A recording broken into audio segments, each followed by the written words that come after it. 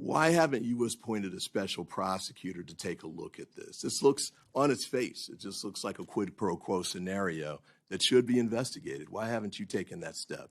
Well, look, the power to pardon in our Constitution is given to the President of the United States. The Constitution does not require him to provide any explanation for who he chooses to pardon or not pardon, or commute or not commute.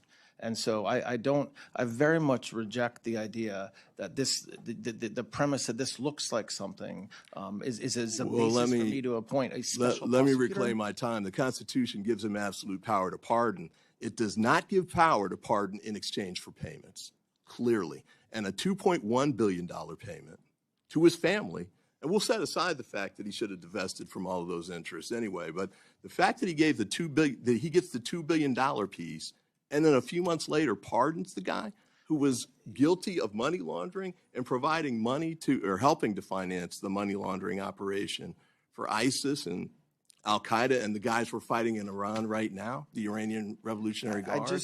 That's not a problem? Who he chooses to pardon is not a problem, period. And you're saying all these things that are just not true. What's the legal basis for that statement? What you just watched is one exchange from a 2-hour budget hearing on Capitol Hill. The man asking the question is Representative Ivey. The man not answering is Todd Blanche, Acting Attorney General of the United States. Before joining the Justice Department, he spent nearly 2 years as Donald Trump's personal defense attorney. He was paid approximately $10 million for that work. 3 questions defined this hearing: a $1.8 billion fund created without congressional approval, a tax immunity order covering the president and his family, and a pardon for a man convicted of financing ISIS and al-Qaeda, issued after his company transferred $2 billion into a Trump family venture. Watch what happened. And you are at the center of many of them, Mr. Blanche. I know you do not like it when people bring up the fact that before you joined the Justice Department, you were President Trump's personal attorney.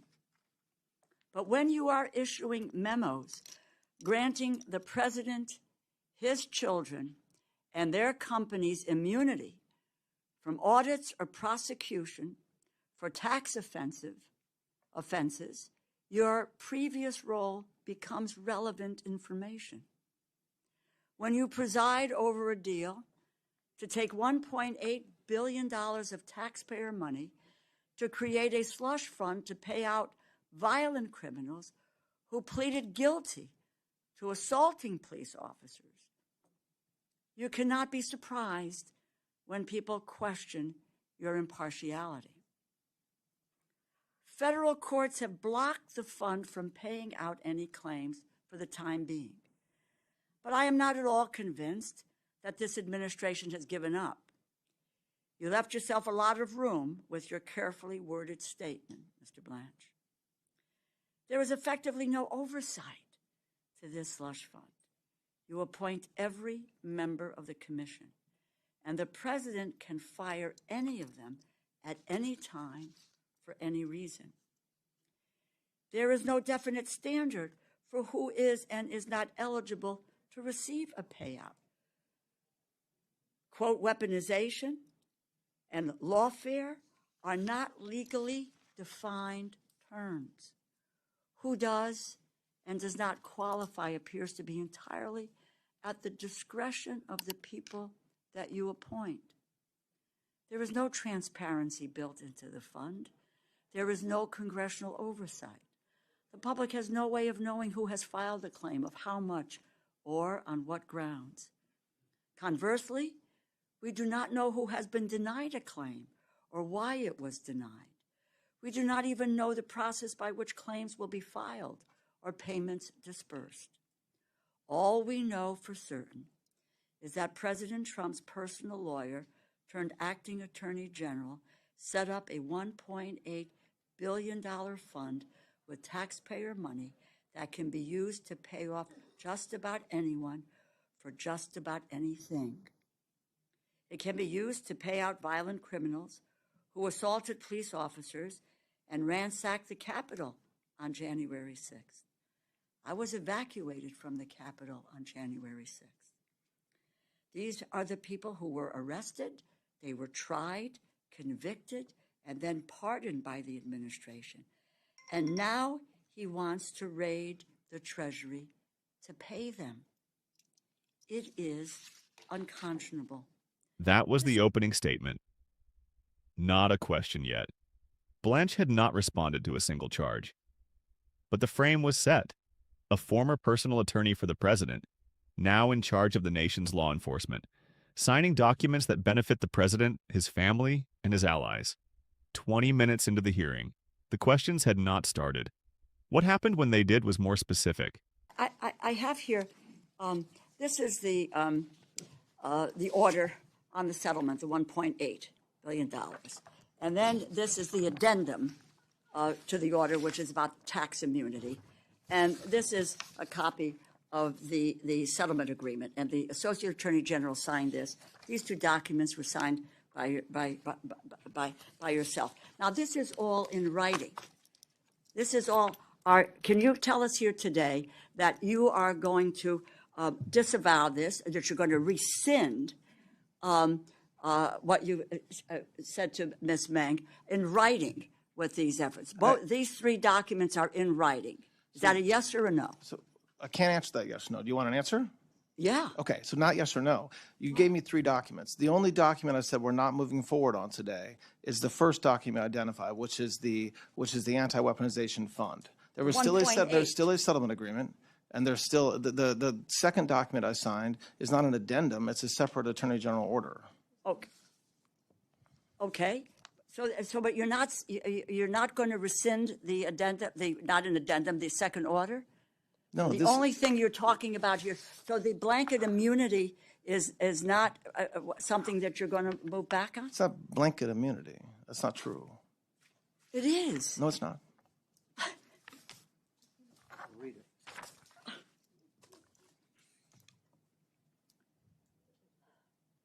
Okay. United States releases, waives, acquits, and forever discharges each of the plaintiffs from and is hereby forever barred and precluded from prosecuting or pursuing any and all claims, counterclaims, causes of actions, appeals, requests for any reliefs. I mean, this is an order from you, but you're not prepared. You are prepared to say that the president and his family will be barred, are immune from. That's a yes. No, it was not a yes. I had not answered the question. I can't answer if you want me to. What are you doing with this? Okay, so there was a settlement, which is one of the documents you showed. Okay. Right. Part of the settlement included the second order that you just held up. Right. And that is still, nothing has changed with that. What I said today, what I've said a couple times today, as what we talked about yesterday, is we're not moving forward with the anti-weaponization fund. Okay, but you are moving forward with this second order. It's not moving forward. There's a settlement. There's a settlement that the IRS entered into with President Trump and others, his family and his companies. As part of that settlement, as is customary in IRS settlements, there's a separate AG order. Friends, listen to what is being said here today here. This is really pretty extraordinary, that we are going to forever barred and precluded from examining or prosecuting the president, his sons, and the Trump organization's current tax filings. Simply put, you just gave the president and his family a tax immunity to the tune of about $100 million. Not true. Well, yes, you have, my No, friend. it's not true. You know, look, and I just want to say this. The Save America paid you nearly $10 million between March of 2024 and December of 2024 to serve as the President Trump's personal defense attorney. My God, don't you not find there's any conflict of interest in what you are doing here as the acting Attorney General of the United States? I didn't. What are you saying is a conflict? I don't understand what you're saying. Listen. The fact that I used to have a job and I have a current job? You know, I've got less time left, but I am going to reclaim my time because I think you have clearly answered where you're going on what you're doing on this, is that you've taken one piece and you said, okay, we have had a ton of backlash on this on this $1.8 billion slush fund. However, so we'll not move on that, but as part of the settlement, which you've said, which is this immunity for the president and his family and his business, etc., that stands. Thank you for that. It's not immunity, ma'am. It's thank you. It's a promise. Thank you. It's immunity. It's not immunity. It's not immunity. Okay, so it's not immunity. What it says is like any time the IRS settles with an individual taxpayer or another company as part of the settlement, it's standard. It's typical to get rid of past ongoing audits. It's not a forward-looking document. It's nothing that gives any sort of immunity in the future to the president or his family or his organizations. And so by you saying that, it's not true. By you saying what you've said, it is not true. So thank you, and I yield back. 2 exchanges. 2 unanswered questions. Whether the tax immunity order would be rescinded? No answer. Whether a conflict of interest existed? Declined. The committee moved on, but the Binance question had not been raised yet. That came next, and it came with a timeline. Thank you, Mr. Chairman. To the ranking member, I did want to follow up on Ranking Member Meng's questions about Binance, which frankly looks to me like a blatant pay-for-pardon scheme. So let me walk through some of the facts that lead me to that conclusion. In late 2023, Binance and CEO Zhao agreed to pay a penalty of $4.36 billion. A U.S. judge approved the guilty plea for multiple federal crimes and a civil settlement for anti-money laundering and sanctions, and that was in 2023. Donald Trump is elected president in November 2024. December 2024, Mr. Zhao and Mr. Witkoff meet in Abu Dhabi at a Bitcoin conference. In March of 2025, a couple months later, you're confirmed as Deputy Attorney General. March 25th, 2025, World Liberty Financial announced that it would launch a stablecoin called USD1. World Liberty Financial is a family-owned business by the Trump family. 2 of his sons are in it, and Mr. Witkoff's got interest in it as well. 1 month later, in April 2025, Binance's founder, Mr. Zhao, was sentenced to federal prison for money laundering and other federal crimes that included funding to terrorist groups like ISIS, al-Qaeda, and the Iranian Revolutionary Guard. On May 1, World Liberty Financial announces that an Emirati company called MGX, that also has ties to Mr. Witkoff, would use $2 billion on the stablecoin I just mentioned, USD1, to invest in Binance.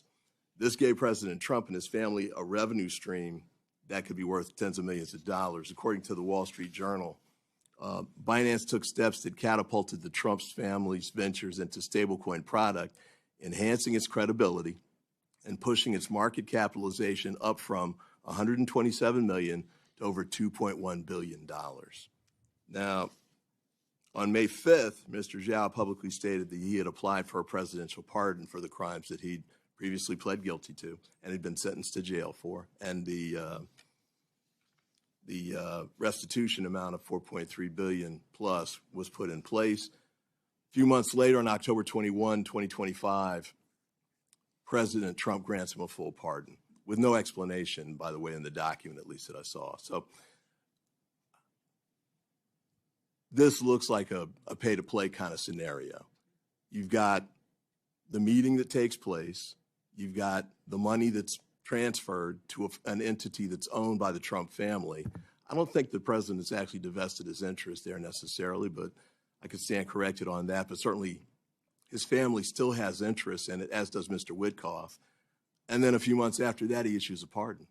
So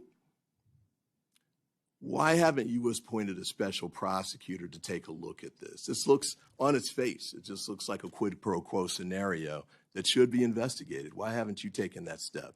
Well, look, the power to pardon in our Constitution is given to the President of the United States. The Constitution does not require him to provide any explanation for who he chooses to pardon or not pardon, or commute or not commute. And so I very much reject the idea that the premise that this looks like something is a basis for me to appoint a special Let me prosecutor. reclaim my time. The Constitution gives him absolute power to pardon.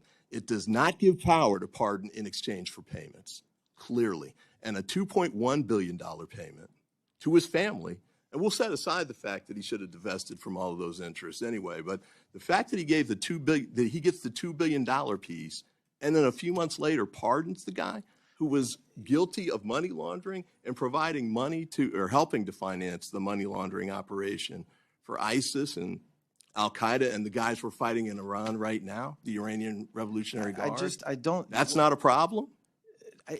Who he chooses to pardon is not a problem, period. And you're saying all these things that are just not true. What's the legal basis for that statement? The Constitution of our United States. The Constitution does not give him the authority to pardon in exchange for payments. It does not permit bribery. For payments? You told me nothing about exchange for payments. You said there's. Well, I just told you. Just put a bunch of facts together. Well, that's why you need a special prosecutor. Shouldn't somebody clearly you're not going to do it. Shouldn't somebody be appointed, a truly experienced prosecutor, to take a look at this and conduct the investigation? And then if he reaches the conclusion that you're right, that's fine. But if he finds that there's a problem with what the president did or his family, then he should move forward with prosecuting that case. Has expired. I very much disagree. Blanche did not dispute the timeline. He did not address the sequence of the investment and the pardon. His position: the pardon power requires no explanation. Representative Ivey's position: the pardon power does not extend to payments made in exchange for pardons. That exchange did not resolve, but it was not the last confrontation of the day. Mr. Ivey's line of question: is it your testimony that if someone paid the President of the United States $1 million for a pardon, that would not violate federal law? No, that is not my testimony. What is your testimony about? My testimony is that the power to pardon in our Constitution is not limited. So what I mean by that is the president doesn't have to say why he's pardoning. No, I didn't say that. I'm asking you, though. So if someone wrote in the memo of a check for $1 million to the President of the United States, any president, said for issuance of a pardon, would that be a violation of federal law? Yes, potentially. I would. Under what section of facts? I think there would be a you just said violation of the bribery law. Yes, bribery law, even though the Constitution gives you unlimited power as president. The person that paid the bribe would be okay. For the president himself who accepted the money. I think you would need to impeach him in that case. Gotcha. At least under my reading of the Constitution. What, do you read the press?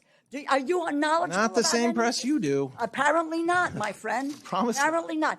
Did the president receive a luxury jet from the Qatari government valued at hundreds of millions of dollars, which is the a United violation States of America did. Of the emoluments clause of the Constitution? It is not. It is not.